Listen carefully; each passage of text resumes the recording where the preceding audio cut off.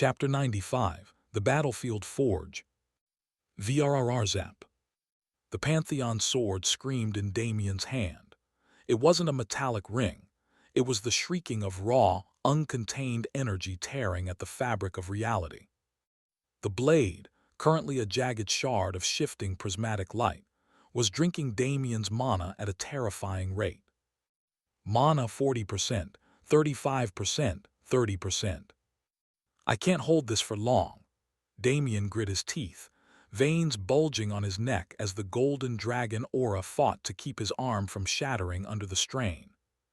If something didn't happen soon, then both he and Hephaestus would lose their lives here today. Across the room, Warden Krog raised his massive arm cannon. The void core in his chest spun, gathering a ball of black antimatter. Then perish, Krog droned. Boom! He fired. A sphere of void energy the size of a carriage shot toward them. Shadow step. Damien didn't try to block. He grabbed Hephaestus by the collar of his leather apron and teleported. They reappeared in midair, 5 meters above Krog. The void sphere slammed into the anvil where they had just been standing, obliterating it instantly. Hephaestus, Damien shouted, swinging the unstable sword to deflect a mechanical spider leg that stabbed at them. Fix it, now. I can't, Hephaestus screamed, clinging to Damien's back like a backpack, his goggles rattling. I need a workbench, I need a stabilizer rune, I need time. You have none of those, Damien roared. He landed on Krog's massive metallic back. The warden bucked like a wild horse, his spider legs thrashing to skewer the pests on his spine. Damien danced between the metal limbs, his movements a blur of gold and shadow. I will be the workbench, Damien yelled, stabbing the Pantheon sword into Krog's armor to anchor himself. The sword drank the void energy from Krog's plating, glowing a blinding, painful violet. You are the Artificer Prince, improvise. Hephaestus looked at the sword vibrating in Damien's hand. He looked at the chaotic sparks flying from the hilt where the circuit was open. He looked at Damien, who was burning his own life force to keep them alive. Something snapped in the prince's eyes. The fear vanished, replaced by the manic focus of a master craftsman. Hold it steady, Hephaestus roared. He didn't pull out a regular hammer. He pulled out a runecarver's chisel and a portable mana welder. I need to close the mana loop on the hilt. Don't let go, or the feedback will kill us both. Just do it. Clang. Krog's mechanical claw swept across his back. Damien ducked, the claw shearing off a lock of his silver hair. Hephaestus didn't flinch. He jammed the chisel into the hilt of the sword, right next to Damien's hand. Spark! Circuit 1 bypass, Hephaestus shouted, channeling his own mana into the tool. I'm rerouting the overflow into the blade edge. Damien felt the drain on his mana slow down slightly. The sword stopped screaming and started humming. It's working, Damien laughed a savage sound. Get off me, Krog roared. The warden activated his thrusters. He launched himself into the air, aiming to smash his back and then into the ceiling of the vault. He's trying to crush us, Hephaestus yelled, welding a gold filament onto the blade guard with shaky hands. Hang on. Damien ripped the sword free. Gravity anchor. He didn't cast it. He used the contract gem to pull the spell from Isabel, wherever she was. His weight multiplied by 10. Krog's ascent stalled. The sudden change in momentum threw the warden off balance, crashing him back down to the floor. Crash! Damien rolled off, landing on his feet, sliding across the floor. Hephaestus tumbled next to him but scrambled up instantly, chasing the sword in Damien's hand. I'm not done, Hephaestus shouted, running alongside Damien as they dodged a void beam. The stabilizer rune. I need to etch it on the blade itself. Do it while I move, Damien ordered. He charged Krog. It was a dance of madness. Damien attacked, swinging the unfinished sword. Every time the blade clashed with Krog's armor, it absorbed energy. And in the split second of impact, when the sword was held still by the resistance, Hephaestus would jump in. Clang, sword hits Krog's leg. Tink, tink, Hephaestus hammers a rune. Whoosh, Damien dodges a claw. Hiss, Hephaestus welds a joint. Left side, Hephaestus called out. Got it. Damien spun to the left, parrying a blow. They were a single unit. The warrior creating the windows of opportunity, the smith filling them with genius. Krog was getting furious. Stop moving. The warden opened his chest plates. The void core shined with blinding intensity. Void Nova. He's overloading, Damien shouted. Hephaestus. Last stroke, Hephaestus screamed. He didn't use a tool. He bit his thumb.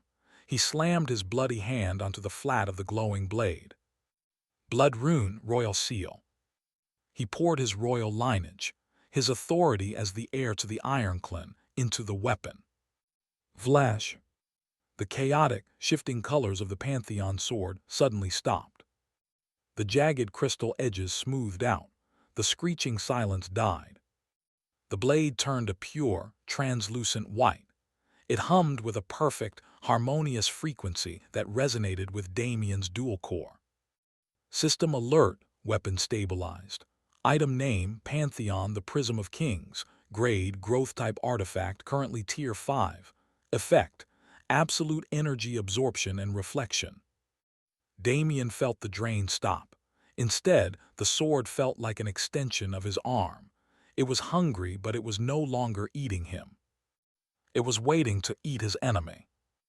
It's finished, Hephaestus gasped, collapsing to his knees, his mana exhausted. Krog's chest exploded with power. A shockwave of pure void energy, a dome of erasure, expanded outward to vaporize the entire room. Die, Krog screamed. Damien stepped in front of Hephaestus. He didn't dodge, he didn't run. He held the Pantheon sword up with both hands. The blade glowed white. Damien smiled. Now, Damien whispered, let's see how much you can eat. He swung the sword directly into the expanding Void Nova. The Void Nova expanded. It was a silent sphere of erasure, a black hole born from the chest of a fifth-order monster, instantly deleted the surrounding air. The tables, the blueprints, the very floor tiles simply ceased to exist as the sphere touched them. Warden Krog laughed, a distorted, mechanical grinding sound. Consume, Krog droned, everything. Hephaestus squeezed his eyes shut, crouching behind Damien. It's too much. The density is infinite. Damien didn't move. He stood with his feet planted wide, his boots cracking the stone beneath him. He held the Pantheon sword, now glowing a pure, translucent white, directly in the path of the oncoming destruction. Infinite, Damien grinned, blood trickling from his nose as the pressure tried to flatten him. Good, I was hungry. Contact. The edge of the void, Nova hit the tip of the Pantheon sword. There was no explosion, no shockwave. Slurp. A sound like a massive intake of breath echoed through the vault. The black sphere of void energy didn't swallow Damien. Instead, it warped. The Pantheon sword acted like a drain in the bottom of an ocean. The void energy twisted, spiraling violently into the white blade. The sword hummed, a low, terrifying vibration that shook Damien's bones. The white glow of the blade turned a swirling, chaotic gray as it drank the essence of the warden. System alert, energy absorption at 400%, capacity warning, release imminent. What? Krog's laughter cut off. The mechanical spider legs twitching on his back froze. He watched as his ultimate attack, the energy reserve of his void core, was sucked dry by a piece of crystal. Impossible, Krog screeched. That is fifth-order density. A mere fourth-order human cannot hold it. I'm not holding it, Damien gritted out. His arms were shaking. The skin on his hands was cracking. golden light bleeding from the wounds as his celestial life physique fought to keep his body from disintegrating under the strain. "I'm just aiming it." Damien looked at the sword. It was vibrating so hard it blurred. It held the power of the Void Nova, plus Damien's own golden aura, plus the royal blood seal Hephaestus had just poured into it. "Hephaestus," Damien whispered, "cover your ears." Hephaestus scrambled back, covering his head with his arms. Damien looked at Krog. "You took the lives of the Ironclan," Damien said, his voice amplified by the screaming energy in his hands. "You took their souls, you took their dignity." He stepped forward. "Return to sender. Pantheon art full counter." Damien swung. It wasn't a sword slash. It was the opening of a gate. KBOOM. A beam of blinding, absolute energy erupted from the blade. It wasn't black like the void, nor gold like the aura. It was white, pure erasing white. It hit Krog instantly. There was no resistance. The warden's void shield shattered like glass. His adamantite armor evaporated. His mechanical legs turned to dust. "Regent, save M." Krog's scream was cut short as his body was atomized. But the beam didn't stop there. It tore through Krog. It tore through the blast doors behind him. It tore through the ceiling of the royal vault. It punched upward through the rock, through the magma vents, through the foundations of the prison.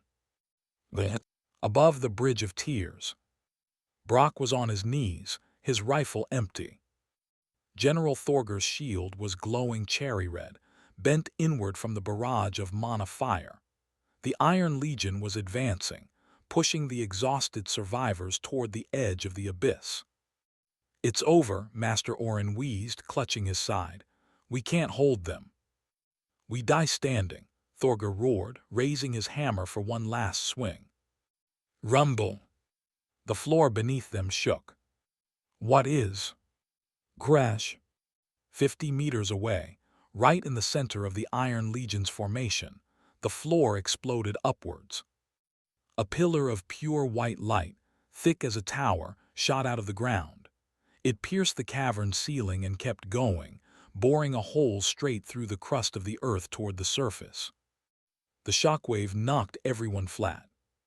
Hundreds of Iron Legionnaires were caught in the beam. They didn't even melt. They just vanished. The remaining cyborgs froze. With Warden Krog vaporized, the hive mind signal that controlled the lower-tier undead was severed.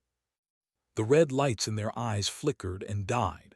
Like marionettes with their strings cut, 200 Iron Legionnaires collapsed to the ground in a heap of scrap metal. Silence fell over the bridge. Brock slowly lifted his head, dusting debris from his beard. He stared at the massive, glowing hole in the floor where the beam had come from. He stared at the deactivated army. "By the ancestors," Brock whispered, "what in the blazes did that boy do?" The royal vault. The dust settled. The royal vault was gone. The roof was open to the sky. Miles above, a tiny pinprick of starlight was visible through the clean tunnel the sword had carved. Damien stood amidst the rubble. The Pantheon sword had dimmed, returning to its translucent, crystalline state. It felt cool to the touch now, sated. Damien swayed. Mana 0%, aura 0%, stamina 0%. "Young master." Hephaestus scrambled over the debris. He caught Damien just as he fell backward. We did it," Hephaestus gasped, looking at the spot where Krog used to be. There was nothing left but a scorch mark. "You killed him, you actually killed him." Damien coughed, a weak smile playing on his lips. "We killed him, Prince, nice welding." Hephaestus looked at the sword in Damien's hand. He looked at the hole in the ceiling. Tears welled up in his eyes behind his goggles. "My father's masterpiece," Hephaestus whispered. "It works." "Yeah," Damien wheezed. "It works a little too well." He tried to stand, but his legs were jelly. "We need to move," Damien said. The explosion, the whole city felt that. The regent knows. Let him know, a deep voice rumbled from above. Damien and Hephaestus looked up. Standing at the edge of the shattered ceiling, peering down into the vault, were Brock, Thorger, Leona, and the others. "You alive down there, boy?" Brock shouted, his voice echoing. "Barely," Damien yelled back. Leona leaped down, landing with a heavy thud next to Damien. She scooped him up in a bear hug, ignoring his groan of pain. "You blew a hole in the world," Leona laughed, her golden eyes shining. "That was amazing." Isabel slid down a rope of vines Lyra had conjured. She rushed to Damien, immediately casting a healing spell. "Young master, you're reckless. You're always so reckless." "I'm alive," Damien patted her head. He looked at Hephaestus. The prince was standing tall, holding his wrench like a scepter.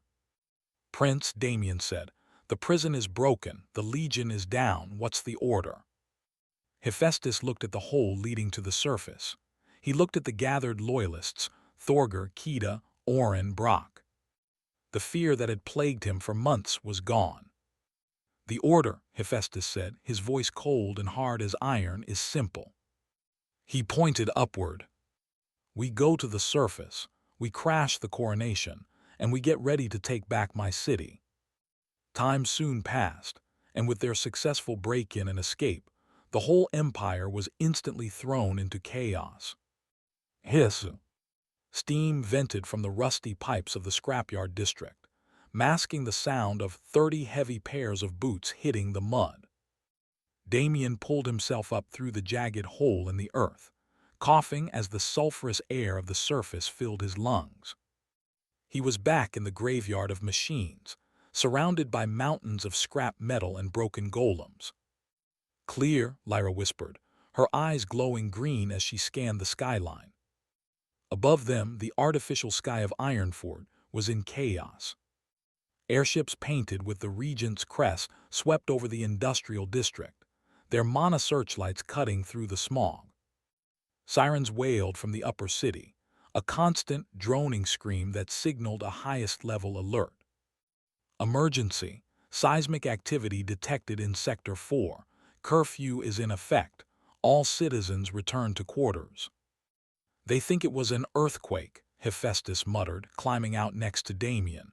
He looked at the massive, smooth tunnel the Pantheon sword had bored through the earth. "They don't know we broke the prison. Not yet." "They will soon," Brock grunted, hauling General Thorger up. "When Krog doesn't report in, Thrain will send the Inquisitors. We need to go underground." "To the clock tower," Damien ordered, sheathing the now-dormant Pantheon sword and wrapping it in cloth. "We have 29 days before the coronation. We make them count." Brock's clock tower, the war room. An hour later, the old clock tower was more crowded than it had ever been. The main workshop floor, usually cluttered with half-finished toys and clocks, had been cleared. The 30 rescued loyalists, the finest smiths and soldiers of the Ironclan, sat on crates, eating rations and bandaging their wounds.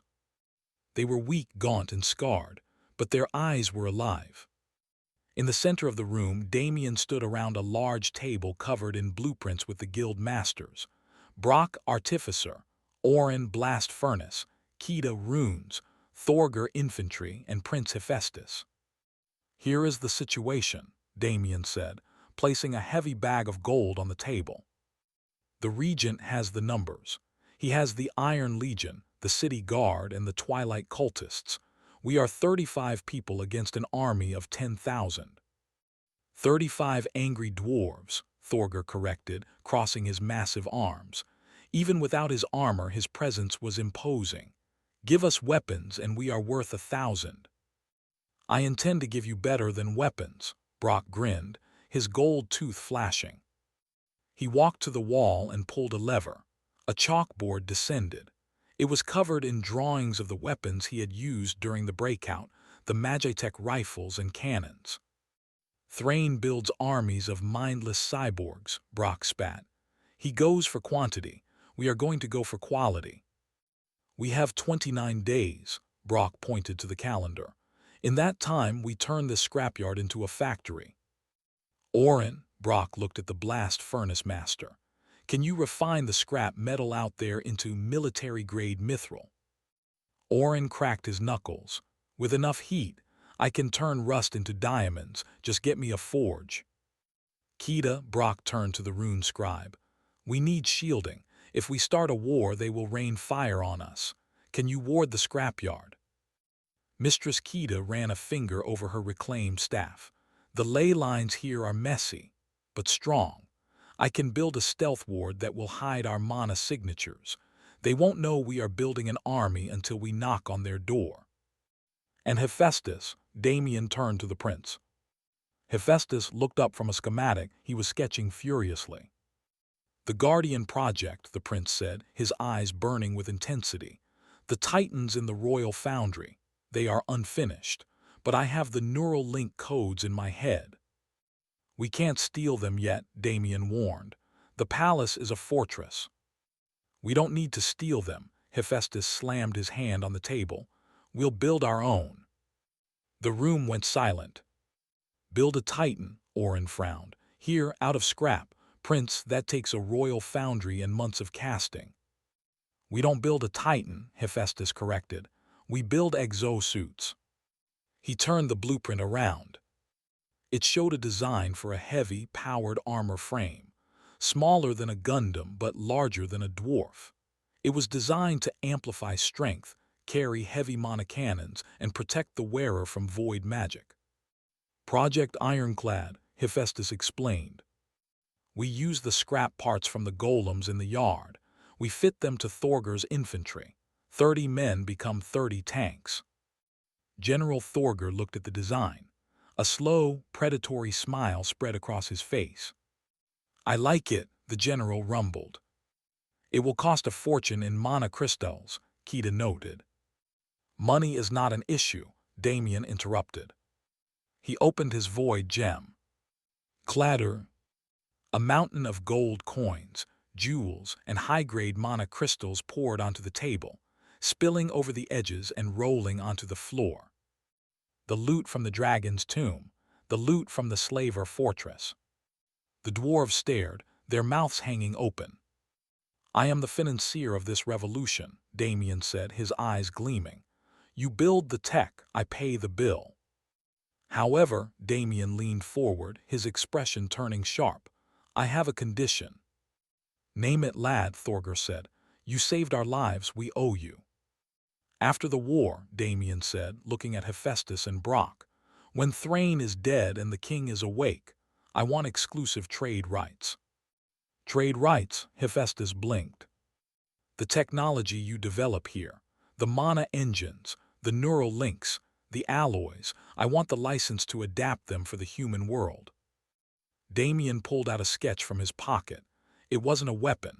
It was a drawing of a sleek, four-wheeled vehicle powered by a mana engine. The Monocar. I don't just want to win a war, Damien smiled, the greedy king waking up.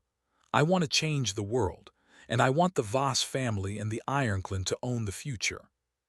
Brock looked at the drawing of the car. He looked at the gold. He looked at the determination in the boy's eyes. He laughed, a loud, rusty bark. You really are Thuron's son, just as crazy, just as greedy. Brock extended his grease-stained hand. Deal, you fund us, we'll build your toys. Damien shook it. Then get to work, Damien ordered. We have 29 days to build an army that can kill that fraud. The streets of Ironford. While the scrapyard began to hum with the quiet noise of industry, the city above was tightening the noose. Patrols of twilight cultists, no longer hiding in shadows but walking openly with the city guard, marched through the slums. They dragged dwarves out of their homes. By order of the regent, a cultist shouted, holding up a scroll. All able-bodied citizens must report to the palace for volunteer work for the coronation. We're starving, a dwarf woman cried, holding her child. We can't work. Whack! The cultist struck her with a staff. Silence, the regent demands tribute. From a rooftop above, hidden by a camouflage cloak, Alfred watched. He adjusted his glasses. Beside him, Barnaby and Cypher, who had successfully infiltrated the city via the smuggling tunnels, were taking notes. "The unrest is growing," Cypher whispered. "The people are angry, they just need a spark." "The young master will provide the spark," Alfred said calmly. "Our job is to pour the oil." "Barnaby," Alfred turned to the merchant, "use the gold, bribe the gate guards, buy up the food stocks in the lower district and distribute them secretly. Tell them it comes from the true king." "We are going to start a rumor," Alfred said, his eyes cold, "that on the day of the coronation, the mountains will shake." Day 1, the cleanup. The scrapyard wasn't just a pile of junk, it was a puzzle. "Move it, put your backs into it." General Thorger's voice boomed across the yard. Under his command, the 30 rescued loyalists weren't acting like recovering prisoners. They were working like a machine. They stripped the armor off broken golems. They pulled mana cables from the dirt. They sorted bolts, gears, and pistons into massive piles. In the center of it all, Master Orin had built a makeshift blast furnace out of a hollowed-out engine block. "More heat," Orin roared, shirtless and sweating, shoveling coal and mana crystals into the fire. "This scrap metal is low-grade iron. If we want mithril quality, we need to cook the impurities out." Isabel stepped up. "I can help." She pointed her hands at the furnace. "Fire intensify." Whoosh! The orange flames inside the furnace turned a blinding, chemical blue. The temperature spiked instantly. Now that's a fire," Orin laughed, tossing a jagged piece of scrap into the crucible. It melted in seconds. Day 7, the prototype. Inside the clock tower, the air was thick with the smell of ozone and soldering. Hephaestus and Brock were arguing over a blueprint. "The hydraulic pressure is too high," Brock grumbled, tapping the schematic of the ironclad exosuit. "If the pilot flexes too hard, the joints will explode. Dwarves are strong, boy, but they aren't dragons." "We need the pressure," Hephaestus countered, his goggles flashing. "We are fighting the Iron Legion. They have steam armor. If we want to punch through them, we need torque." "Then we need a better power source," Brock said. "Standard mana batteries won't cut it." "Use this." Damien walked in. He placed a glowing, pulsating object on the table. It was the void core from Warden Krog's chest. The room went silent. "You want us to put that in a suit?" Brock eyed the black crystal warily.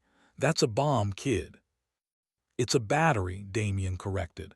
"Hephaestus, can you reverse the polarity? Turn the void suction into an output." Hephaestus picked up the core. He looked at it with the eyes of a mad scientist.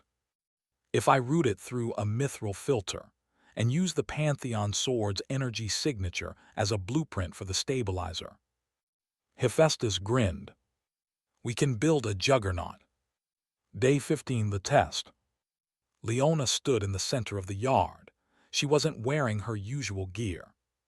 She was strapped into the frame of the ironclad Mark I. It was a bulky, industrial exoskeleton made of unpainted gray steel.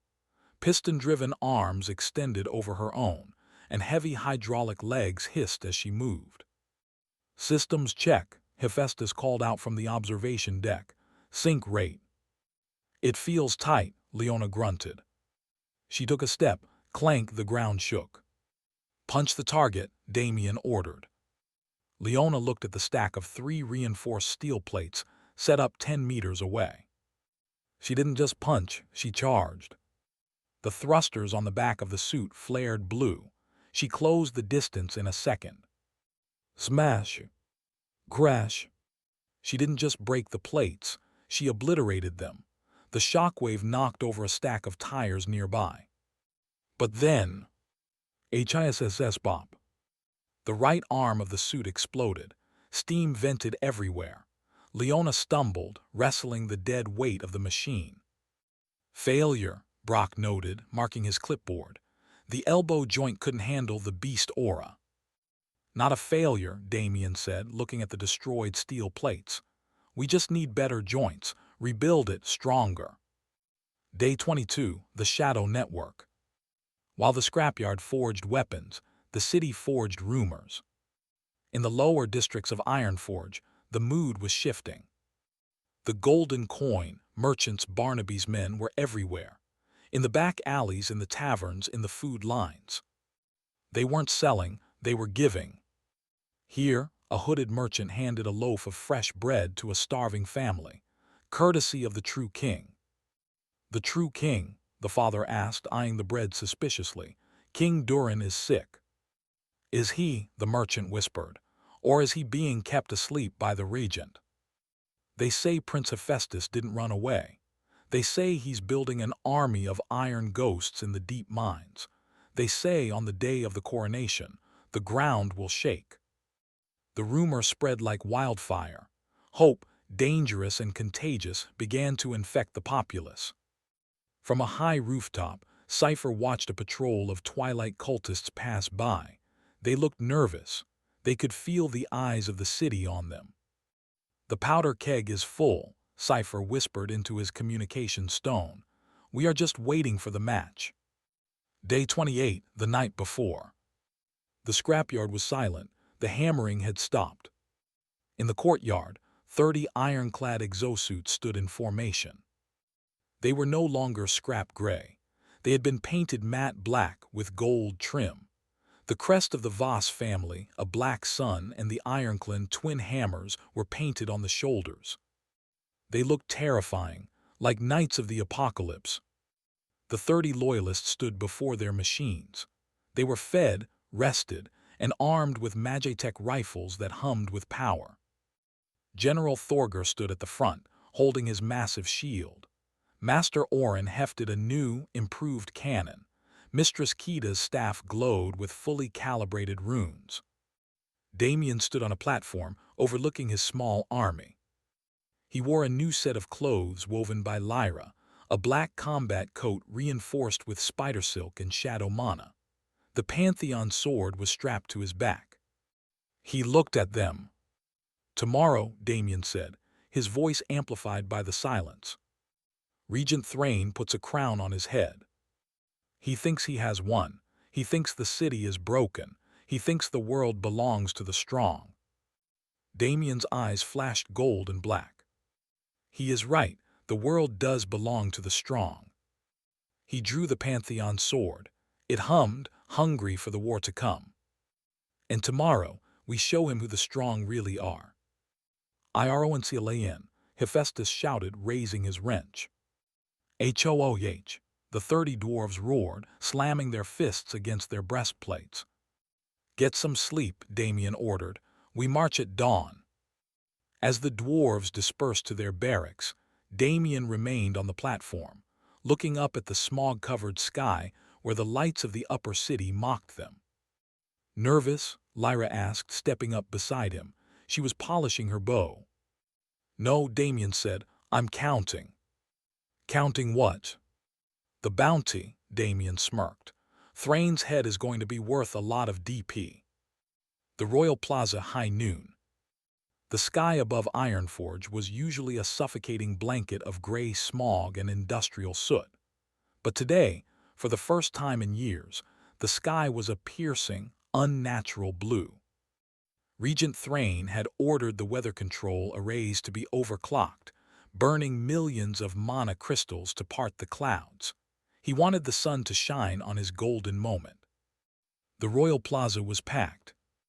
In the center, a raised dais of black marble held a massive golden throne. Surrounding the dais were 10,000 soldiers of the Iron Legion. They stood in perfect, terrifying formation, silent, steam-powered cyborgs encased in black steel, their red ocular sensors scanning the crowd. Behind the wall of steel, hundreds of thousands of dwarven citizens were crammed into the square. They were starving, dirty, and terrified. Twilight cultists moved through the crowd like vipers, their staffs glowing with threatening magic to ensure silence. And floating high above the plaza was a massive Magitech projection crystal, broadcasting the scene live to every major city on the continent of Elias. The world watches. Thrain didn't just want to rule the dwarves, he wanted to send a message to the world. The Elven Empire. In the restored throne room of the World Tree, Queen Aelinor sat with her advisors. On her lap, the baby princess cooed, reaching for the magical screen hovering in the air. Aelinor watched the screen, her eyes narrowing as she saw the sheer scale of the Iron Legion. 10,000 mechanical soldiers, a general whispered fearfully. That is an invasion force. Aelinor smiled, a small, knowing curve of her lips. Watch closely, she whispered to the baby. Your cousin is about to crash the party. The Human Empire. In a dimly lit war room, the second prince swirled a glass of wine, watching the broadcast with a sneer. Thrain is dramatic, the prince scoffed, but effective. With the dwarves under the Void banner, the continent is ours. Silverwood Adventurers Guild. Garrick sat with his feet on his desk, blowing smoke rings at the projection. Ironforge, Garrick muttered, his fists clenching. Thuron's kid went that way. If he's dead, Thrain is going to pay. The Western Mountains. A massive red dragon, resting atop a hoard of gold, opened one slit eye. It watched the tiny figures on the magical screen. The insects are noisy today. The speech. On the dais, trumpets blared. Regent Thrain stood up. He wore a robe of purple velvet and a crown that was slightly too big for his head. He looked every bit the arrogant tyrant. He stepped up to the podium, his voice amplified by magic to boom across the plaza. Citizens of the Ironclan, people of Elias. For centuries, we were the smiths of the world. We hid in our mountains. We forged weapons for humans who looked down on us. We built walls for elves who pitied us. Thrain gestured to the silent legion of cyborgs. But look at us now. We are no longer servants. We are iron. We are steel. We do not need friends. We need order. The crowd remained silent. No one cheered. The fear in the air was thick enough to taste. However, Thrain's voice dropped to a snarl. There are weeds in the garden, traitors who cling to the old, weak ways. He pointed to the side of the stage. Bring them out. 4 figures were dragged onto the dais. They were beaten, bruised, and covered in black sacks. These are the leaders of the so-called resistance, Thrain lied smoothly. Spies sent by the human empire to destabilize our glorious revolution. He turned to the executioners. There were 4 of them, massive, imposing figures draped in heavy black robes that hid their faces completely. They held enormous, double-headed great axes. Executioners, Thrain commanded, prepare the traitors. The 4 black-robed figures stepped forward. They moved with a strange, fluid grace that didn't match their bulky appearance. They kicked the prisoners down to the kneeling blocks. The crowd held its breath. The camera drone zoomed in, capturing the gleam of the executioner's axes. Thrain raised his hand, savoring the moment. The entire world was watching him. Let this be a lesson to all who oppose the new order, Thrain shouted. Executioners, take their heads. The crowd flinched. But the axes didn't fall. The lead executioner, standing behind the first prisoner, didn't swing. He simply leaned on his axe handle, looking bored. Regent, a voice spoke from beneath the black hood. It wasn't the gruff voice of a dwarf. It was a young, calm, and terrifyingly arrogant voice. And thanks to a subtle manipulation of mana, it was amplified louder than the regent's own microphone. Your speech was boring. The silence in the plaza shattered. The crowd gasped. Thrain froze, his hand half raised. What? Thrain sputtered, turning to face the executioner. What did you say, filth? Do your job. I said, the executioner continued, his voice echoing across the continent. It was boring. Iron and steel, new order. It's a bit cliché, isn't it? The executioner stepped over the prisoner. He walked toward the throne. "Who are you?" Thrain shouted, stepping back as his royal guards rushed forward to intercept. "Kill him." "Who am I?" The figure laughed. He reached up and grabbed the black hood. "R.I.P." With a dramatic flourish, he tore the executioner's robe away. Underneath, he wasn't wearing leather. He was wearing a sleek, matte black combat coat reinforced with spider silk. A long, translucent crystal sword was strapped to his back. But it was his face that stole the show. He wore a smooth, white porcelain mask. It had no mouth, no nose, only two eye slits that glowed with unnatural light. The left eye was abyssal black, the right eye was dragon gold. And painted on the forehead of the mask was a simple, black symbol. Zero. "I am Zero," the masked figure declared. Behind him, the other three executioners threw off their robes. Leona roared, her golden armor shining in the sun, her lion mane flowing free. Isabel ignited, her demon horns bursting forth as crimson fire wreathed her hands. Lyra knocked 3 arrows to her phantom bow in a split second, aiming directly at the royal guards. The crowd erupted into screams of shock.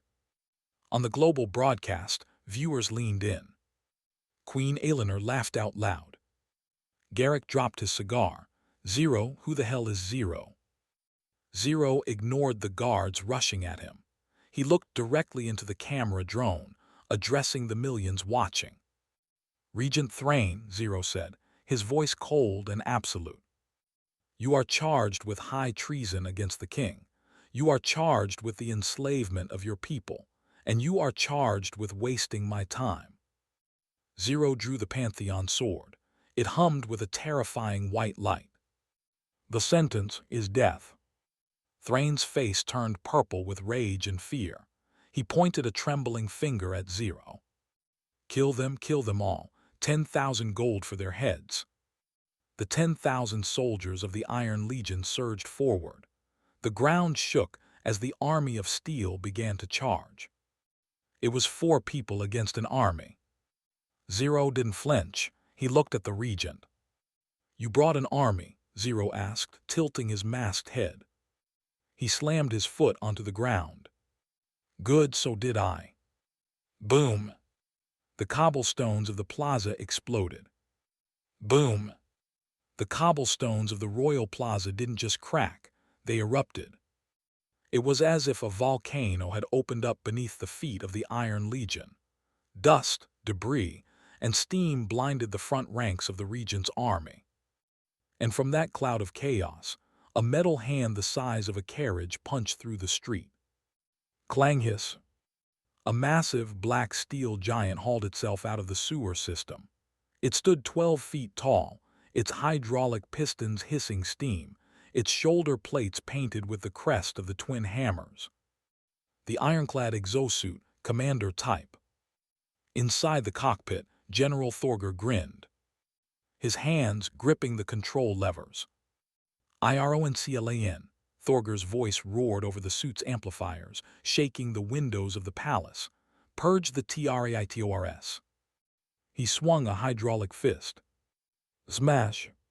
5 Iron Legionnaires were flattened instantly, their armor crumpling like tin cans against the sheer torque of the exosuit.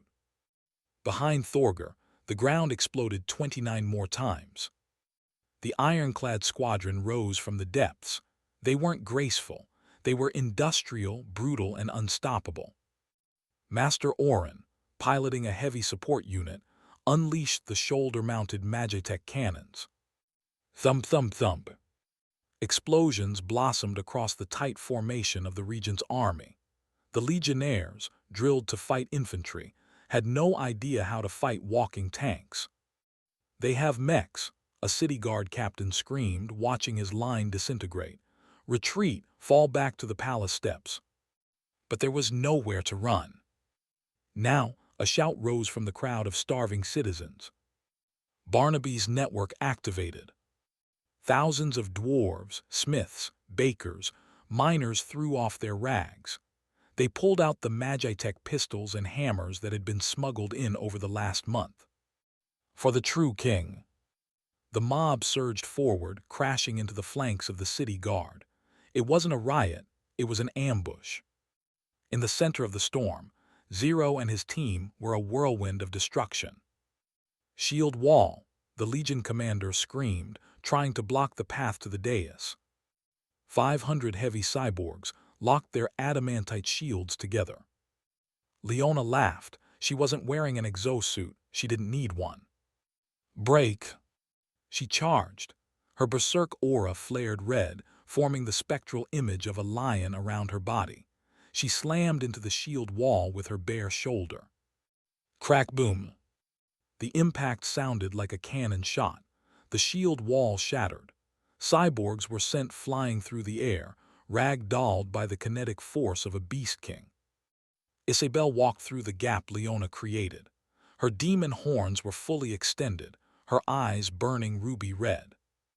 She looked at the riflemen on the rooftops aiming at Zero. Gravity crush. She snapped her fingers.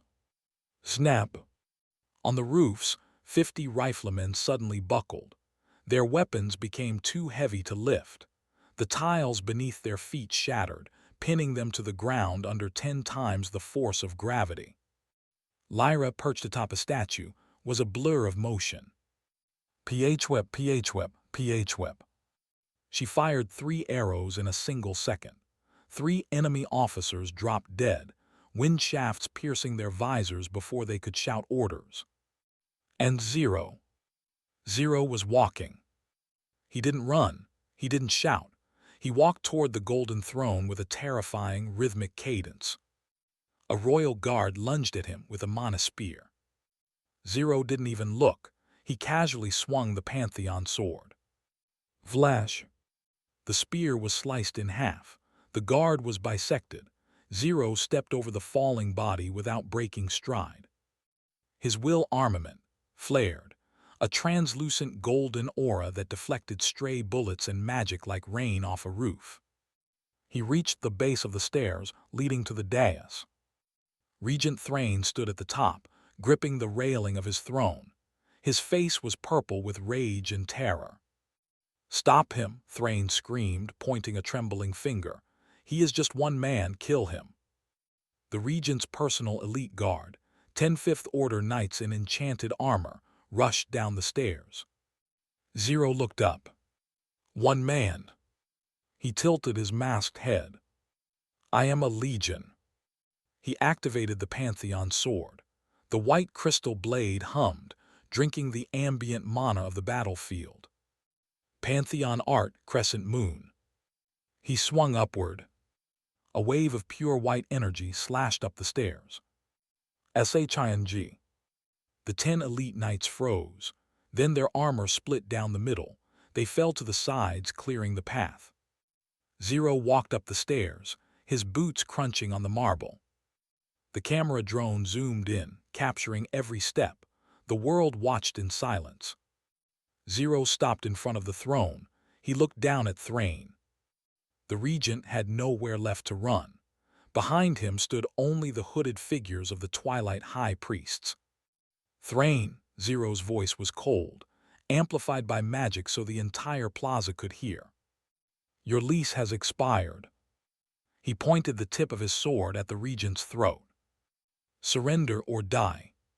Thrain trembled. He looked at the burning city. He looked at his broken army. He looked at the monster in the white mask. Panic broke his mind. I am the king," Thrain shrieked. "I am the chosen of the void." He spun around, grabbing the robes of the lead cultist standing in the shadows. "Help me," Thrain begged, falling to his knees and clutching the cultist's hem. "Summon the demons, use the sacrifice, kill him." The lead cultist didn't move. He was a tall figure, his face hidden by a hood that seemed to weave itself out of shadows. He looked down at the weeping Regent. He looked at Zero. Then the cultist sighed. It was a dry, rasping sound like dead leaves skittering on stone. "You promised us a kingdom, Regent," the cultist said. "You promised us order. You promised us a silent harvest." The cultist gestured to the riot below, the burning banners, and the triumphant roar of the ironclads. "This is chaos. This is not what we had in mind." "I can fix it," Thrain sobbed. "Just kill Zero, I'll give you anything, I'll give you half the population." "You have nothing left to give," the cultist said coldly. He raised a hand. It wasn't aimed at Zero. It was aimed at Thrain. "The Master does not tolerate failure." The Royal Plaza. "The Master does not tolerate failure." The cultist's voice was a dry rattle that cut through the noise of the riot. Regent Thrain, kneeling on the marble steps, looked up at the hooded figure in horror. "Wait, no, I am the regent. I gave you the city. I gave you the forges." "You gave us scraps," the cultist sneered. He raised a hand wreathed in green necrotic fire. "And now you will give us your life." Squelch. The cultist plunged his hand into Thrain's chest. There was no blood. Thrain screamed, a sound that morphed into a gurgle as his body began to wither. His skin turned gray, then black. His life force, his mana, and his soul were ripped out in a violent stream of purple energy. "Sacrifice accepted." The cultist threw Thrain's husk down the stairs. The crown clattered onto the cobblestones, rolling to Zero's feet. Zero looked at the corpse. "You killed your own person," Zero said, gripping the Pantheon sword. "That's bad management." "Everything for our god," the cultist replied. He raised both hands to the sky. The purple energy he had harvested from Thrain shot upward, hitting the clouds. Mana formation, dead zone. Rumble. The ground of the plaza shook, not from the ironclads this time, but from something deeper. The bodies of the fallen. The hundreds of Iron Legionnaires were destroyed by the rebels. The city guards were shot by the mob, the civilians caught in the crossfire.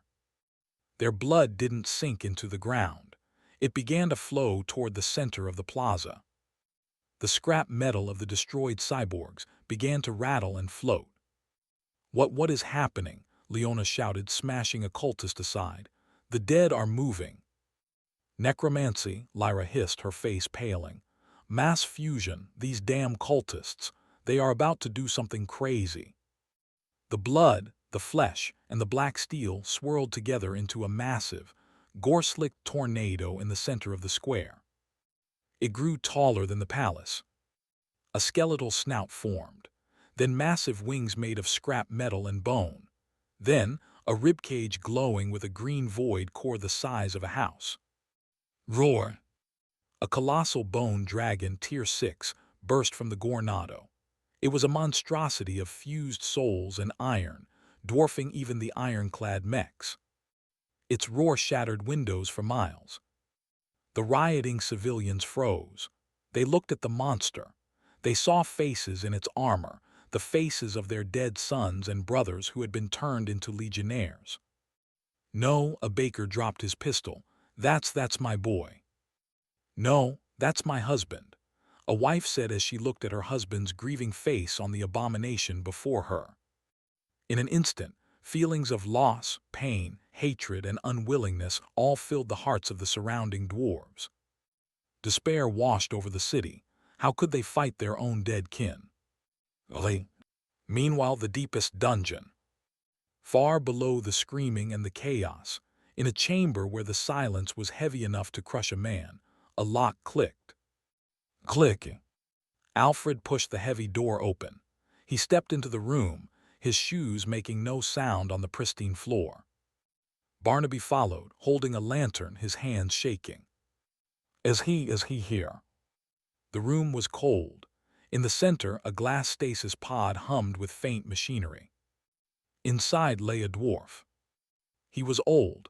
His beard, once fiery red, was now snow-white and thin.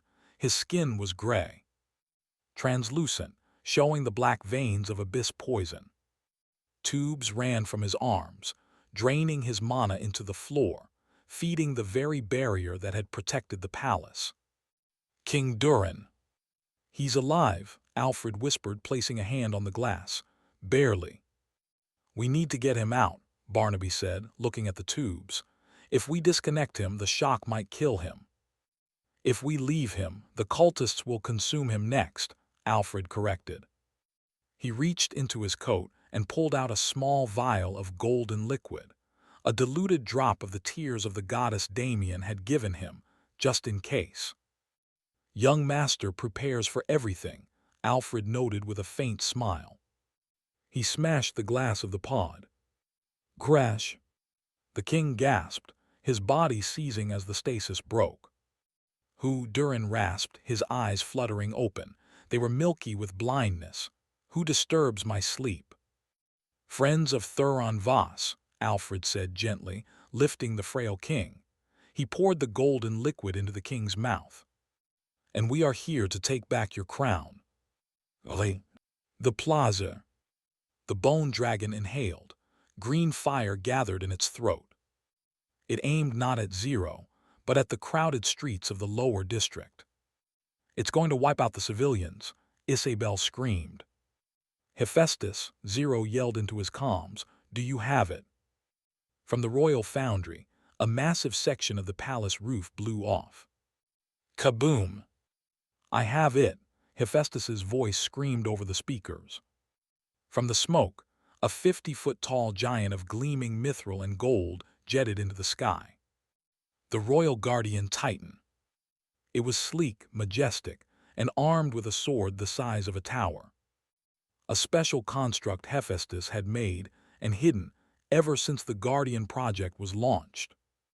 Although created as a last resort to protect the kingdom if anything went wrong, he never imagined he would use it so soon. So soon that it was currently incomplete, it was moving sluggishly. Every movement, a huge struggle for the giant behemoth. The neural link is unstable, Hephaestus yelled. My mana isn't strong enough to pilot it against a tier 6. I need a battery. The Titan landed in the plaza with an earth-shattering crash, standing between the bone dragon and the civilians. Hephaestus opened the cockpit hatch. Zero, the prince shouted, pointing at the empty pilot seat. Get in. Damien looked at the Titan. He looked at the bone dragon. He sheathed the Pantheon sword. Finally, Damien grinned under his mask. Now let's even the odds. The Royal Plaza. Now let's even the odds.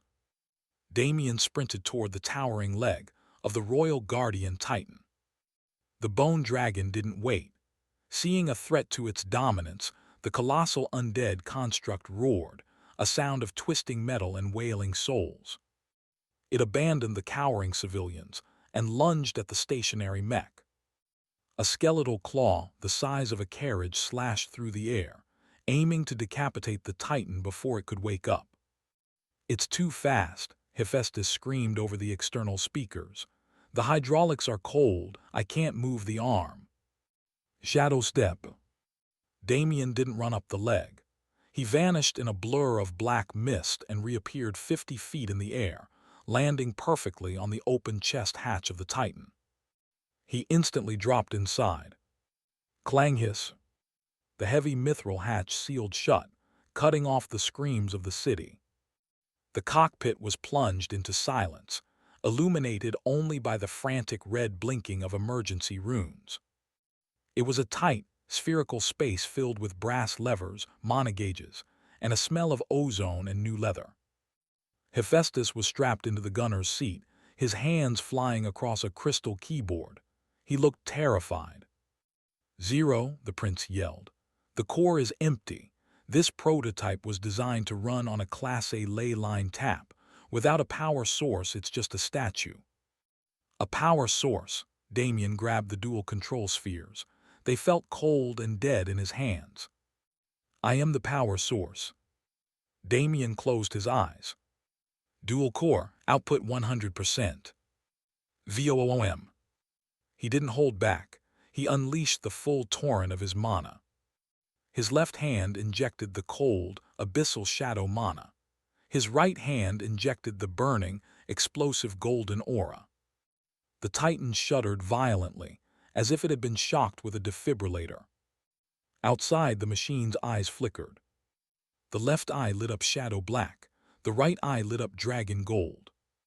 Although still lacking in mana, but with Damien's help, it was able to move better. Steam vented explosively from the Titan's shoulders, blasting the approaching bone dragon back with a wave of superheated pressure. System alert, external chassis detected, Royal Guardian Titan prototype, energy input, low, sinking will armament. It's awake, Hephaestus gasped, watching the power gauges snap the needles off. But the weight, the chassis is too heavy, the response time is lagging by 3 seconds. There is no lag, Damien whispered. He didn't try to pilot the mech like a machine. He expanded his will armament. Instantly, Damien felt like his soul was being strained. Currently his aura, his mana, his will, everything was being stretched to the limit to fight this giant dragon. As a machine capable of fighting sixth orders, had it not been for his dual cores and special physic, even if he was sucked day, he wouldn't have been able to make its foot move. Rearing out in pain, he enveloped the 50-foot metal giant in his own intent. Doing this, he didn't just drive it, he became it. The mithril plating became his skin. The hydraulic pistons became his muscles. Clang! The Titan moved. It didn't jerk like before. It stepped forward with the fluid, terrifying grace of a human warrior. The bone dragon lunged again, snapping its jaws where the Titan's head had been. But the Titan was gone. Too slow. Damien's voice boomed from the Titan's external speakers, shaking the plaza. The Titan had sidestepped. It grabbed the bone dragon's tail with a massive metal hand. The grip was strong enough to warp the dragon's bone armor. Spin cycle. Damien twisted his hips in the cockpit. The Titan mimicked the movement instantly. Using the momentum of the dragon's lunge, the Titan swung the massive beast around like a flail. Crash! The bone dragon was slammed into the empty wing of the royal palace. Stone masonry exploded. A tower collapsed, burying the beast in rubble. The civilians in the plaza stared up, mouths agape. By the ancestors, General Thorger, piloting his smaller ironclad unit, lowered his weapon. That thing moves like a master swordsman. It's not the machine, Leona grinned, standing amidst the wreckage of the cultists. It's the pilot. Roar! The rubble exploded. The bone dragon rose. It was hurt, but not dead. The scrap metal on its body shifted and reformed. The faces of the dead embedded in its armor screamed in unison. It opened its mouth. A green light brighter than the sun gathered in its throat. Breath attack, Hephaestus shouted, shields up. A shimmering blue mana barrier appeared on the Titan's left arm. FWOSH. A beam of green necrotic fire, thick as a river, blasted the shield. Hiss. Warning, shield integrity failing. The automated voice blared. The green fire was eating the mana shield. It was rotting the energy itself. We can't tank that, Hephaestus screamed, checking the readouts. It's decay magic. If it touches the armor, it will rust the gears in seconds. We need to move. I don't run, Damien said calmly, his voice reaching the ground. I'll take care of it. The Titan crouched. Thrusters on its back flared blue. Shadow art, flash step, Titan scale. Boom! The 50-foot robot vanished. It didn't teleport. It moved so fast it broke the sound barrier. The sudden displacement of air created a vacuum that snuffed out the green fire for a split second. The Titan reappeared in the sky, falling toward the dragon like a meteor. Dual arts. Damien raised the Titan's right fist. The metal glowed blinding gold as he pumped his dragon aura into the mithril knuckles. Golden meteor smash. The Titan punched the dragon in the head. KBOOM. The shockwave shattered the pavement for 3 blocks. The bone dragon's skull cracked. It was driven into the ground, creating a crater deep enough to expose the ancient sewer lines. Inside the cockpit, sparks showered from the ceiling. "Right arm stabilizers critical," Hephaestus warned. "The metal can't handle your output. You're melting the joints." "It doesn't matter," Damien gritted his teeth, sweat dripping down his face inside the mask. "Finish it." Time was running out. He was already reaching his limits. He had to end it once, and for all before anything he gave out. But as the dust settled, a cold laughter echoed through the plaza. "Foolish." The cultist's voice came from the dragon's broken mouth. "You break the bone, I have plenty more." Formation Iron Grave. Rumble. The buildings around the plaza, the shops, the homes, the statues began to groan. Iron beams ripped themselves out of walls. Stone blocks flew through the air. "It's fusing with the city," Lyra's voice came over the comms. "It's pulling the architecture into itself." The dragon rose. It was growing. It was now twice the size of the Titan. Its armor was made of palaces and towers. It wrapped its massive, architectural wings around the Titan, pinning Damien's arms. "Caught you," the cultist hissed. The green void core in the dragon's chest began to pulse. It was charging a point-blank blast. "We're pinned," Hephaestus screamed, pulling levers that wouldn't budge. "Hydraulics failure, we can't break free." Damien struggled with the controls. The Titan groaned, but the dragon's grip was absolute. The weight of the city was holding them down. The green light of death was blinding. "Is this it?" Hephaestus whispered. Damien looked at the pulsing core. He looked at the sword strapped to his back inside the cockpit. "No," Damien said. He let go of the controls. "Open the core port." The command was soft, barely audible over the screaming metal of the Titan's chassis, but Hephaestus obeyed. Hiss clank. A small, reinforced hatch located directly above the Titan's main power reactor slid open. Inside, the mana core, usually a swirling vortex of blue energy, was empty, save for the flickering remnants of Damien's own exhausted aura. "What are you doing?" Hephaestus yelled, shielding his eyes from the blinding green light of the bone dragon's charging breath. "We need to eject. The shielding is gone. We have 3 seconds before we're vaporized." 3 seconds is plenty," Damien said. Mind racing, Damien began to quickly deduce a way to get out of the current situation. His current state was abysmal. His mana was drained, his will was strained, and his aura was exhausted. From time to time, his vision began to sway, constantly letting him know that he's rapidly approaching his limits. And to top it all off, he was out of DP. In such a situation where all his cards were exhausted, Damien, now 0, would have harbored thoughts of giving up. However, after thinking for a bit, he realized he was completely out of options. "The Pantheon sword," he muttered. He reached over his shoulder and unsheathed the Pantheon sword. The crystalline blade was silent. Its blade looked dull and its hilt looked worn. A regular person seeing it from afar might think it was an ornamental weapon or a piece of dead glass. However, as someone who had personally experienced its might before, Damien knew that wasn't the case. Injecting the last bits of his aura and mana into the sword, he began to move. This time he didn't swing it. He slammed it, point down, directly into the open core port of the Titan. Clunk! The sword locked into the mechanism. For a heartbeat, nothing happened. Then the Titan screamed. "System alert! Foreign artifact detected. Pantheon, the Prism of Kings. Integrating with chassis. Energy absorption mode. ACTIVATED."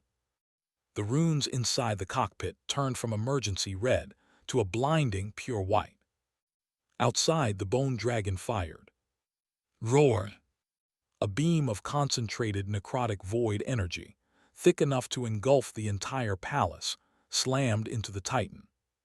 The cultist laughed, expecting to see the machine melt into slag. But the Titan didn't melt. It stood there, pinned by the dragon's wings, bathed in the green fire of death. But instead of burning, the Titan's armor began to glow. The Pantheon sword, acting as the heart of the machine, was doing exactly what it was forged to do. It was drinking the energy. It drank the dragon's breath. It drank the ambient mana of the city. It drank the despair of the cultists. The Titan's mithril plating turned translucent. The machine stopped looking like a robot and started looking like a god made of light. Inside the cockpit, Damien's hands were smoking. His celestial life physique was repairing his flesh as fast as the energy overflow was burning it away. Hephaestus, Damien gritted out, his voice vibrating with power. Reroute everything to the main cannon. No shields, no movement, all of it. You're going to blow the reactor, Hephaestus screamed, but his hands were already moving, overriding the safety protocols. Output is at 400%, 500%. More, Damien roared. He poured the last of his golden dragon aura into the sword. The Titan's chest plate slid open, revealing the emitter array, no guns, just a giant lens. The bone dragon sensed the shift. The surrounding dwarves sensed the changes and looked up. Isabel and the others stopped what they were doing as they sensed the change. Even Alfred and the others turned toward Damien's for a split second. Instantly feeling the danger, the cultists rushed towards him. Unfortunately, they realized his mistake too late. Number impossible, that is. Titan art, Damien whispered. The Titan raised its glowing arms, grabbing the dragon's jaws and forcing them open. Giga, full counter. VOOM. Sound died. A beam of light erupted from the Titan's chest. Different from a regular laser, what was released could be called a river of erasure. Its light so fast that anyone below the third order could not follow its path, and its body so bright that even the sun was eclipsed by its radiance for a moment. For an instant, time to pause, as the whole world watching the broadcast was shocked by that move, which was full counter. A move capable of absorbing and reflecting attacks of that nature was unheard of. For a time, the whole world seemed to ask one question. Who is Zero? Boom! It hit the bone dragon at point-blank range. The dragon's skull didn't even have the time to explode. It simply vanished under that unparalleled attack. The beam tore through the neck, the torso, the wings. The iron grave, armor made of city buildings, disintegrated into dust. The green void core shattered. The beam kept going. It pierced the clouds. It pierced the atmosphere. For a moment, a second sun appeared in the sky above the dwarf kingdom, visible from the elven forests to the human capital. All around the world, everyone was shocked. Be it commoner or prince, they all looked upward with disbelief in their eyes. Was this world about to change? Crack boom. The shockwave finally hit, knocking every soldier, civilian and cultist in the plaza off their feet.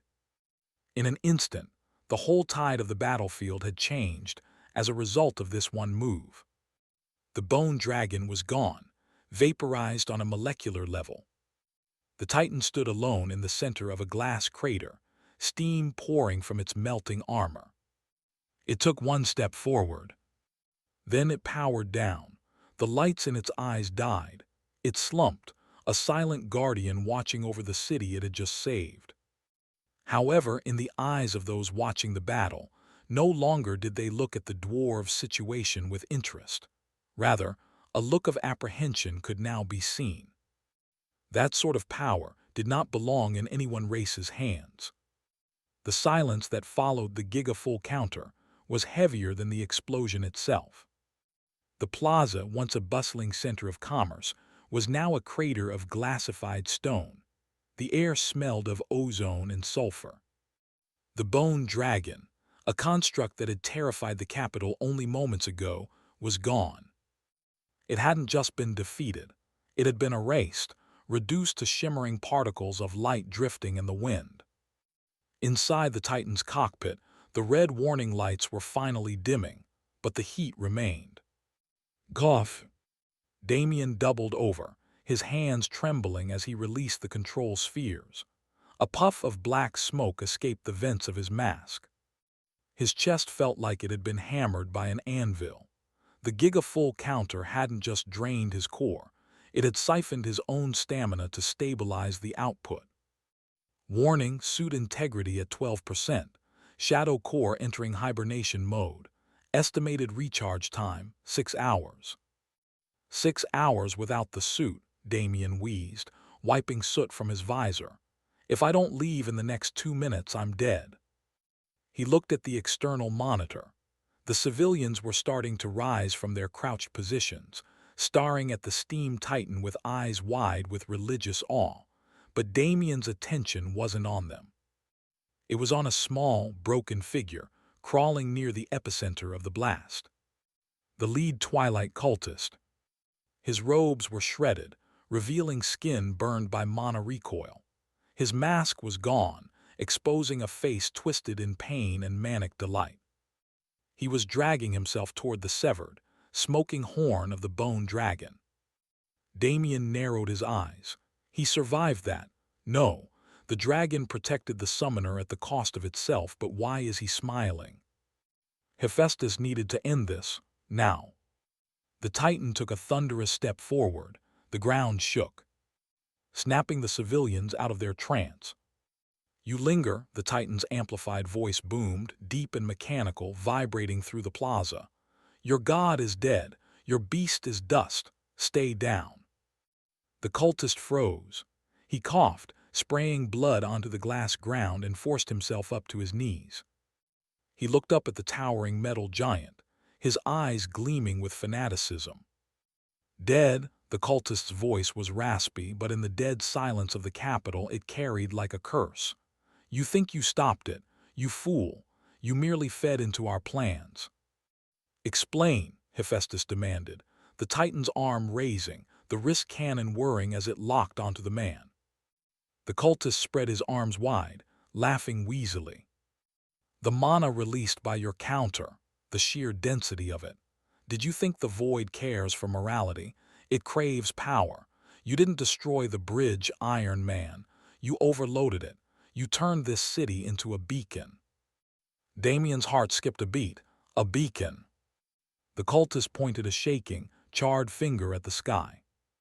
The Oracle of Light was destined to descend this year, was she not?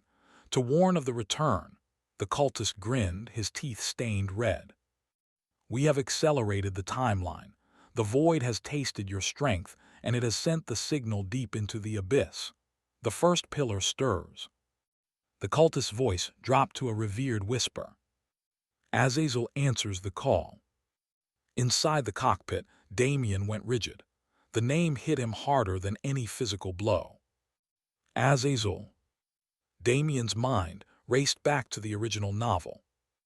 Azazel, the demon king of destruction. The monster who slaughtered the 7 dragon ancestors and drove the gods themselves from the heavens. In the original story, he wasn't just a boss, he was the end. He was the one who fought Alaric amidst the ruins of a dead world, laughing as the planet burned. This year, 2025, this was indeed the year the goddess of light descended to give the great oracle. The oracle that warned of the revival of demons and the demon lord Azazel. But for him to be summoned now. Damien's eyes widened behind his visor. The void demon god marked my father, and now his cult is calling forth the demon king Azazel. They aren't separate threats. The void is opening the door, and the demon king is marching through. If Azazel was being summoned now, the difficulty of the world had just spiked from hard to hell. You insane lunatic, Damien muttered. You're trying to start the apocalypse so early. If that happens, how would the protagonist, who is still a baby, be any help? The cultist laughed, a high-pitched, broken sound. He comes, the demon lord of the void comes. Stomp! The Titan's foot slammed down inches from the cultist, the shockwave knocking the breath out of him, and silencing the chant. At the edge of the plaza, the sound of armored boots clattered against stone. The royal guard had finally arrived. Hundreds of soldiers in silver armor poured into the square, spears trembling, eyes darting between the smoking crater, the laughing madman, and the towering steam titan. They hesitated. They didn't know who to fight. Damien saw the hesitation. He saw the vacuum of power. If he let the king arrive now, Durin would take credit for the capture. Hephaestus needed to be the one giving orders. The titan turned its head, the green mono-eye glowing fiercely as it stared down the captain of the guard. "Royal Guard." The voice was a command, not a request. It held the weight of a general. "Secure this trash. Bind him with mononol cuffs immediately. If he speaks another word of heresy, cut out his tongue." The sheer authority in the mechanical voice overrode their confusion. It wasn't a vigilante yelling. It was a superior officer giving a directive. "Why, yes," the captain stammered, instinctively saluting. He waved his sword forward. "Move, you heard the titan, secure the target, gag him." A dozen soldiers swarmed the cultist, tackling him to the glassified pavement. They slapped heavy iron cuffs on his wrists and shoved a gag into his mouth, silencing his laughter just as the sky began to vibrate. Thrum, thrum, thrum. Huge shadows passed over the plaza. Damien looked up. 3 royal airships, emblazoned with the crest of the Golden Lion, broke through the smoke clouds. They descended slowly. Their monocannons charged and pointed directly at Hephaestus. The flagship landed with a heavy thud 50 meters away. The ramp lowered, and King Durin stepped out. He was flanked by his elite red knights, his cape billowing in the wind. He looked at the destroyed bone dragon, then at the bound cultist, and finally his gaze locked onto the battered steam titan. The king stepped forward, his voice projected by magic. "Construct," King Durin bellowed. "I am King Durin the Sixth. Identify yourself and power down your weapon. You are in the presence of royalty." The soldiers froze. The civilians held their breath. It was the king versus the savior.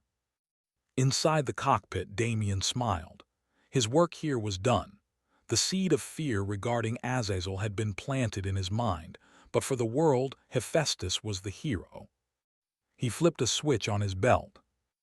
"I am merely a smith who hates poor craftsmanship," Hephaestus replied, his voice calm. "The city is safe, your majesty. Try to keep it that way." "Wait," King Durin shouted, sensing the titan was about to move. "Do not." Damien pressed the button. Hiss. From the titan's heels, 4 canisters ejected. They detonated instantly, releasing a massive cloud of dense, alchemical white smoke. It expanded rapidly, swallowing the titan, the crater, and the front line of the royal guard in a thick, opaque fog. "Hold fire, do not fire blindly," the king roared. By the time the wind mages cleared the smoke 30 seconds later, the plaza was empty. The steam titan was gone. And more importantly, its pilot Zero was nowhere to be found. Only the bound cultist remained, eyes wide with madness, and the lingering whisper of a name that would soon haunt the nightmares of the world. Azazel.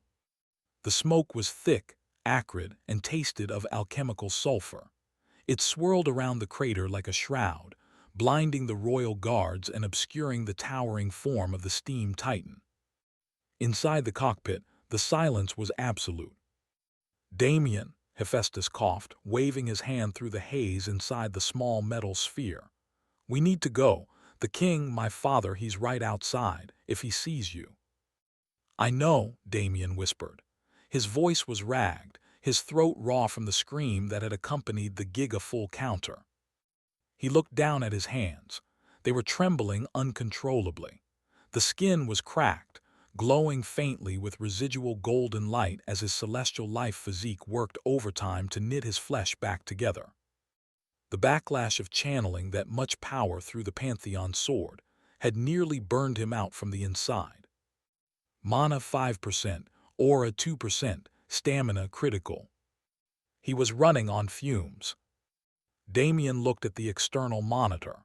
Through the thermal sensors, he could see the heat signature of King Durin standing just 50 meters away, flanked by elite knights.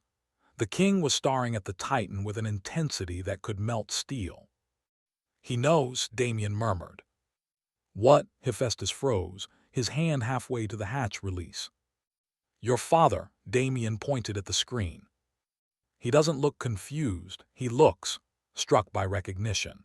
He definitely felt the energy signature of the Pantheon sword. He knows someone used his failed masterpiece. Hephaestus paled behind his goggles. "Then we're dead. He locked that sword away for a reason. If he finds out a human used it." "He won't find out," Damien interrupted. "Not yet, not publicly anyway." He unstrapped himself from the pilot's harness. His legs wobbled, but he forced himself to stand. He grabbed the Pantheon sword, now dull and gray, dormant once more, and wrapped it quickly in the heavy cloth he kept in his void gem. "You stay here," Damien ordered, his voice leaving no room for argument. "You pilot the Titan out of the smoke. You are the Prince Regent. You are the savior of Ironforge. You built this machine. Take the credit." "But if they see me," Damien grabbed Hephaestus by the shoulders, staring into his eyes through the mask, "the Empire will know. The second prince will know. Zero needs to remain a mystery, a ghost. If they know it's a Voss behind the mask, things will become much more complicated." Hephaestus swallowed hard, then nodded. "Where will you go?" Damien smirked beneath his mask, though it was more of a grimace of pain. He reached into his coat and pulled out the Voss Shadow Medallion. "I'm going to get a front row seat to your speech." Shadow step. VWOM. The air in the cockpit was displaced. 1 second the masked figure of Zero was there. The next, only empty space remained. Hephaestus was alone. He took a deep breath, his hands shaking as he gripped the control spheres. He wasn't a warrior. He was an engineer, but today he had to be a king. He hit the ventilation purge. HISSSSSS. The alchemical smoke surrounding the Titan was blasted away by high-pressure steam vents. The white cloud dissipated, revealing the scarred, majestic form of the royal guardian Titan to the waiting world. The crowd in the plaza gasped. The camera drones, which had been blindingly circling the smoke, zoomed in. The cockpit hatch hissed and slid open. Prince Hephaestus climbed out. He stood on the Titan's chest, soot-stained, grease-covered, and exhausted. He looked small against the backdrop of the massive machine, but in that moment he looked larger than life. "Father," Hephaestus called out, his voice amplified by the Titan's speakers. King Durin stood at the base of the crater. He leaned heavily on a rune-etched cane, his face pale and gaunt from months of magical coma, but his eyes were sharp as diamonds. He didn't look at his son. He looked past him into the open, empty cockpit. "Where is he?" Durin's voice rumbled, low and dangerous, carried only to Hephaestus by a focused mono-whisper. "Where is the one who wielded the prism?" Hephaestus froze. He scrambled down the Titan's leg, landing on the glassified pavement. He limped toward his father, bowing deeply. "He is gone, your majesty," Hephaestus lied, his voice trembling only slightly. "The spirit engine, it burned out. The pilot vanished with the exhaust." Durin stared at his son. He looked at the Titan. He looked at the destruction in the plaza, the erased bone dragon, the shattered buildings, the cowering cultist. Then the king let out a long, shuddering breath. "A spirit," Durin muttered, loud enough for the Red Knights to hear. "Yes, the ancestors protected us." He stepped forward and placed a heavy hand on Hephaestus's shoulder. "You did well, my son. You built a great thing." The crowd erupted. "All hail Prince Hephaestus. All hail the Ironclan." The cheers were deafening.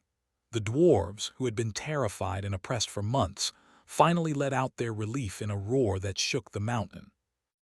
but in the shadows of a collapsed alleyway, hidden behind a pile of rubble, a figure in a black cloak watched. Damien slumped against the wall, clutching his chest. He had removed the Zero mask, his face pale and covered in cold sweat. That was close, he thought, his vision blurring. He watched the reunion between father and son. He saw the royal guard seizing the bound cultist, dragging the laughing madman away to the dungeons. Azazel, Damien whispered the name, feeling a chill that had nothing to do with his exhaustion. The victory felt hollow. They had won the battle, but the cultist's words hung over the city like a guillotine blade. The beacon is lit. Young master. A frantic whisper came from his left. Isabel, Leona, and Lyra scrambled over the debris.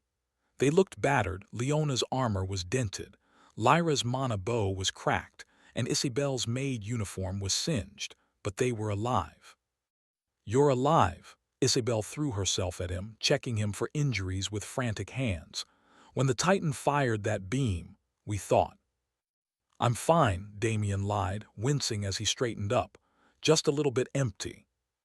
"That was reckless," Lyra scolded, though her relief was evident in her eyes. "You drained the city's ley line. The broadcasting crystal blew up right after the beam hit. The whole world saw the flash, but the feed cut before they saw you vanish." "Good," Damien exhaled. "This way Zero remains a myth." "We need to move," Leona grunted, watching a squad of Iron Legionnaires, now rebooted under royal command, marching toward the plaza to secure the area. "If they find us here, looking like this." "No," Damien shook his head. "We're not running, not this time." He pushed himself off the wall, steadying himself on Isabel's shoulder. "King Durin is awake, the region is dead, the city is free." Damien looked toward the royal procession. King Durin was turning, heading back toward the palace, supported by Hephaestus. However, before he left, the king stopped. He turned his head, scanning the shadows of the plaza. For a split second, his gaze seemed to lock onto the exact alleyway where Damien was hiding. The king gave a nearly imperceptible nod. "We aren't running," Damien said, a tired smile touching his lips. "We're going to collect our reward." "Reward?" Isabel blinked. "But you said we needed to hide." "The public needs to see Zero vanish," Damien said, his eyes gleaming with the faint return of his intent. "But the king needs to know who saved his crown." Besides, Damien patted the spot on his back where the Pantheon sword was wrapped and hidden. "He's going to want his sword back, and I have a few conditions before I return it." "Let's go," Damien commanded, adjusting his cloak to hide his face. "To the palace, use the service tunnels Hephaestus showed us. It's time for a private audience." The royal palace of Ironforge was usually a place of deafening industry, the beating heart of a city made of gears. But tonight, the corridors were silent. The Red Knights, the king's personal guard, lined the hallways like statues of blood-colored steel. They stood perfectly still, their mana halberds humming with lethal potential. They weren't guarding against an external threat, they were guarding a secret. In the deepest, most secure chamber of the palace, the king's private study, the air was thick with tension. Damien stood in the center of the room. He had removed his cloak and mask, revealing his silver hair and exhausted, pale face. Behind him stood his team, Isabel, Leona, and Lyra. They were battered, bruised, and on edge, their hands hovering near their weapons. Hephaestus paced nervously by the fireplace, his grease-stained hands fidgeting with a wrench. Grandmaster Brock and Alfred stood by the door, silent sentinels. And sitting behind a massive desk of carved obsidian was King Durin. The king looked terrible. Up close, the damage from the abyss poison was undeniable. His skin was translucent and gray, like old parchment. His once fiery beard was white and thin. His hands trembled as he poured himself a glass of water. But his eyes were burning with a terrifying, ancient intelligence. So Durin's voice rumbled, low and gravelly. This is the ghost who piloted my Titan. He looked at Damien. He didn't look at the boy's face. He looked at the long, cloth-wrapped bundle strapped to Damien's back. And that, Durin pointed a shaking finger, is my failure. However, hearing this, Damien didn't flinch as he had already expected the Pantheon sword to be recognized. Instead, he reached over his shoulder and unbuckled the strap. With slow, deliberate movements, he unwrapped the cloth. The Pantheon sword was revealed. Only like before, it wasn't glowing anymore. It was a dull, jagged shard of crystal, looking more like a piece of raw ore than a weapon. But the mana residue on it was so dense it distorted the air around it. "It's not a failure, Your Majesty," Damien said quietly, placing the sword on the obsidian desk. "It worked." Durin stared at the blade. A mix of pride and horror crossed his face. "It worked, it met its suitable owner," Durin whispered. He looked up at Damien, his gaze piercing. "I designed that sword to channel every element, but I couldn't create a filter. It drinks the wielder's soul if the energy is not enough to fuel the strike. A normal man would be a husk after one swing." Durin leaned forward. "Who are you, boy? How are you still standing?" Hephaestus stepped forward, anxious. "Father," he. "Quiet, son," Durin silenced him with a raised hand. "Let him speak." Damien took a breath. He was tired of hiding. If he wanted the king's help, he needed to offer the truth, or at least a version of it. "My name is Damien Voss," Damien said. The name hit the room like a physical blow. Durin's eyes widened. He sat back in his chair, a sudden bark of laughter escaping his lips. It was a dry, rusty sound. "Voss," Durin shook his head, a smile touching his gray lips. "Of course, Thuron's whelp." He looked at Damien with new understanding. "Only a Voss would be crazy enough to use a weapon that eats souls. Your father, he was the only one who told me not to destroy it," he said. "One day, someone with enough greed to eat the world will need a spoon." It seems he was right. Durin chuckled, though it turned into a coughing fit that racked his frail body. Alfred, seeing this, quickly stepped forward to offer a handkerchief, but Durin waved him away. "You look like him," Durin wheezed, wiping black blood from his lips. "Arrogant eyes, but you have your mother's pretty face." "Thank you," Damien said dryly. "I assume this means I'm not being arrested." "Arrested?" Durin scoffed. "You saved my city, you saved my son. If I arrested you, the ancestors would spit on my grave." The king's expression turned serious. He tapped the desk with his ring-laden finger. "But we have a problem, Voss kid. You saved the city, but you didn't save me." The room went cold. Hephaestus froze. "Father, what do you mean, the antidote? Alfred gave it to you, you're awake." "I am indeed awake," Durin agreed. He pulled down the collar of his robe. Gasps filled the room. Spreading from the king's chest up his neck and toward his jaw were black, vein-like tendrils. They pulsed with a sickening, rhythmic beat. "The poison the cult used. It wasn't just a sleeping draft," Durin said grimly. "It was a bisrot. It's alive, constantly eating my core." He looked at Alfred. "The tears of the goddess you used. They were potent. They shocked my system awake. But they didn't kill the parasite, it just satiated it for a while." Alfred bowed his head, his face pained. As Thuron's steward, he had encountered Durin on various occasions, so seeing his master's friend on his deathbed, he felt a hint of grief. "It's okay, Alfred. You bought me time," Durin sighed. "But not much. The physicians say I have 3 months, maybe less." Hephaestus, on the side, hearing this, looked like he had been punched. "3 months, no. There has to be a way. We can flush it out. We can use the Titan's reactor to." "Science won't fix this, son," Durin said softly. "This is a curse. To kill a curse of the abyss, you need the fire of a god."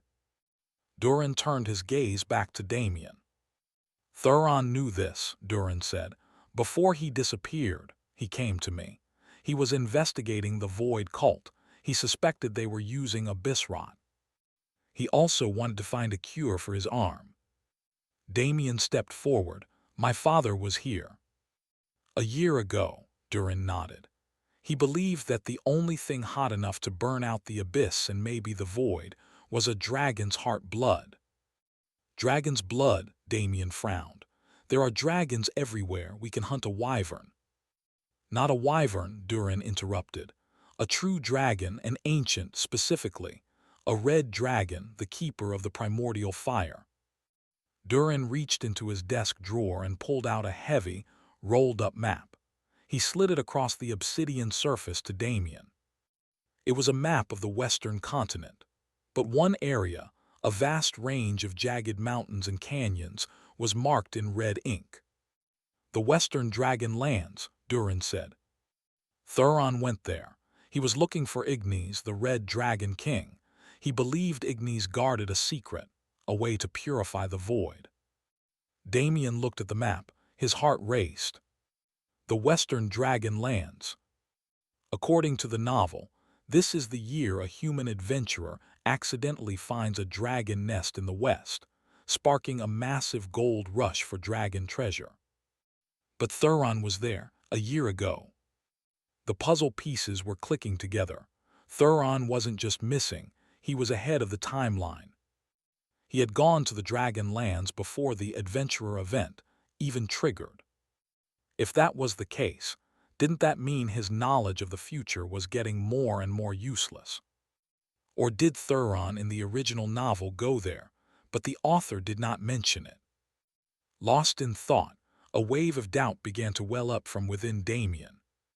If you go there, Durin said, his voice weak but intense, if you can find Ignis, if you can bring back a vial of his heart blood, I will live. And if I don't, Damien asked. Then I die, Durin stated simply, and Hephaestus becomes king of a mourning nation while the Void cult regroups. Hephaestus looked at Damien, his eyes pleading, Damien. Damien didn't look at the prince. He looked at the Pantheon sword on the desk. I need dragon blood too, Damien murmured, thinking of his own stalled cultivation. His golden dragon aura was stuck at the fourth order. To advance, he needed the essence of a real dragon. He looked up at the king. I'll do it, Damien said. I'll go west, I'll find your cure, and I'll find out what my father was doing there. Durin smiled. He pushed the Pantheon sword back toward Damien. Then take this. Damien blinked. Your Majesty. It's a failed experiment to me, Durin said. It rejects me. It rejects my son. But it didn't kill you, it chose you, boy. The king leaned back, closing his eyes as a wave of exhaustion hit him. Take the sword, fix it, master it, and use it to cut the head off all those void bastards. Damien reached out and took the sword. It felt heavy, cold, and dormant, but he could feel the connection humming in his bones. He strapped it to his back. Consider it done, Damien said. One more thing, Durin whispered, his eyes opening a crack.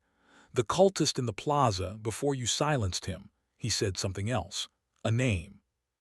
Azazel, Damien confirmed. Durin shuddered. That isn't just a name, Damien. In the ancient runes, Azazel means the scapegoat, but in the deep dark, it means world breaker. The king's voice dropped to a terrified whisper. If they are summoning him, then the war isn't coming, it's already here. Time soon passed, and with capture of the cultists, the Empire's mood soon turned festive. The royal plaza of Ironforge, which only hours ago had been a cratered battlefield reeking of ozone and death, was unrecognizable. The debris of the Iron Legion had been shoved to the sides, forming makeshift walls of scrap metal. The glassified crater in the center, the scar left by the gigafull counter, had been covered with massive slabs of slate. And on top of those slabs sat the longest stone table Damien had ever seen. Drink! A roar shook the cavern walls, louder than any cannon. Thousands of dwarves, soldiers, smiths, and liberated citizens, raised heavy iron tankards to the artificial sky. To the prince, to the human, to the Ironclan. Clang! Thousands of mugs slammed together, spilling a frothy, dark liquid that sizzled when it hit the stone floor. Damien sat near the head of the high table, watching the chaos with a mixture of amusement and exhaustion. He had cleaned up, but he still wore his black combat coat. Next to him, King Durin sat on a makeshift throne of reinforced barrels. The king looked terrible. His skin was the color of ash, the black veins of the abyss poison visible even under his beard. He leaned heavily against the table, his hands trembling. But his voice was a thunderclap. More, Durin bellowed, slamming his empty tankard down. This is water. Bring out the vintage wine. Bring out the magma ale from the deep cellars. Father, Hephaestus whispered, looking worried. The physician said alcohol will accelerate the poison. The physician is a sober fool, Durin snapped, snatching a fresh pitcher from a passing server. If I am to die, boy, I will not die thirsty. I will die pickling the parasite in 200-proof spirit. He poured a mug for Damien. The liquid inside was thick, red, and literally smoking. Drink, Voss, Durin challenged, his eyes glassy but fierce. Your father could teleport across a battlefield in the blink of an eye, but he couldn't handle his liquor. Let's see if the sun is made of stronger stuff. Damien looked at the bubbling red liquid. Magma ale, he recalled from the novel. Made from fire peppers and fermented in geothermal vents, it causes minor burn damage to the throat. All right, Your Majesty, Damien smiled, picking up the mug. I'll take the burn. He downed it in one go. It felt like swallowing a fireball. His throat seared, his stomach roiled, and steam actually vented from his nose. Ha! Durin clapped him on the back hard enough to rattle Damien's teeth. Good lad, better than Thuron already. Down the table, a different kind of battle was raging. Is that a rock? Lyra asked, staring at the plate in front of Isabel. It is a deep-fried granite mushroom, Isabel corrected, her mouth full. She crunched down loud enough to be heard over the singing. It has a crunchy exterior and a molten, spicy center. It is quite divine. Isabel was currently surrounded by 5 dwarven chefs. They were watching her eat with tears of joy in their eyes. She ate the spiced sulfur stew, one chef sobbed happily, and she asked for seconds. A true connoisseur, another chef declared, piling a mountain of glazed lizard legs onto her plate. Eat, little demon, eat until you burst. The Ironclan feeds its heroes. Isabel's eyes were glowing ruby red, not from combat but from pure gluttony. Her demon blood, usually demanding mana, seemed perfectly content to consume mass quantities of high-calorie dwarven food instead. I love this country, Isabel mumbled, shoving a lizard leg into her mouth. Further down, a crowd had gathered around a massive reinforced barrel. 10, 11, 12. The crowd roared with every number. In the center, General Thorger and Leona were locked in a duel. They weren't fighting with weapons. They were arm wrestling with one hand and chugging ale with the other. Thorger, shirtless and covered in bandages, was sweating profusely. His muscles were hard as granite. You hold your drink well. For a cat, Thorger slurred, slamming his 12th empty mug down. And you, Leona grinned, her golden eyes hazy but fierce. Her berserk aura was flaring faintly, burning the alcohol out of her system as fast as she drank it. You talk too much for a rock. She slammed her mug down. 13. Rah! Leona roared, slamming Thorger's hand onto the table. Crack! The stone table split down the middle. Thorger fell backward off his bench, laughing hysterically as he hit the floor. I yield, Thorger shouted from the ground. She wins. The lioness is indeed the one who hunts for the pack. The soldiers cheered, lifting Leona onto their shoulders. She roared in triumph, grabbing another pitcher. Damien watched them, a genuine warmth spreading in his chest. For the last 6 months, they had been running, hiding, and fighting. They had lived in fear of the Empire, the cult, and the unknown. But tonight, amidst the smoke and the shouting, they weren't fugitives. They were legends. "Look at them," King Durin murmured, leaning in close to Damien. The boisterous mask slipped for a second, revealing a tired, dying old man. "They are a bunch of loud and drunk fools." Durin looked at his people. However, his eyes did not contain any disdain, but rather satisfaction. "But they are alive. You gave them that, boy." Damien swirled the dregs of his magma ale. "I didn't do it for free, King Durin. I expect a return on my investment." Durin nodded, his eyes twinkling. "They told me about it already. You need some builders. I hear you have some pretty ideas in that human head of yours." Recalling what he had heard from the other dwarves, Durin leaned back, crossing his arms over his poisoned chest. This human boy was indeed interesting. "Don't worry about it. You have the full support of the dwarves. You see, I don't have much time left. I'd rather leave knowing the dwarves have an ally such as you, especially when it seems those cultists are about to move." He raised his mug again. "But tonight we do not talk about business. Tonight we will drink for the ones who aren't here." Durin looked at the empty seat beside him, reserved for the memory of Damien Voss. "To the shadows," Durin whispered. Damien raised his glass, looking at the same empty chair. "To the shadows." Thanks for watching. Please subscribe and like the video and comment down if anything wrong in the story, and if have any suggestion to a new novel or want next part of any series, comment down. Our target is to get 1K subscriber. There will be SUPRISC for all of you. Stay tuned.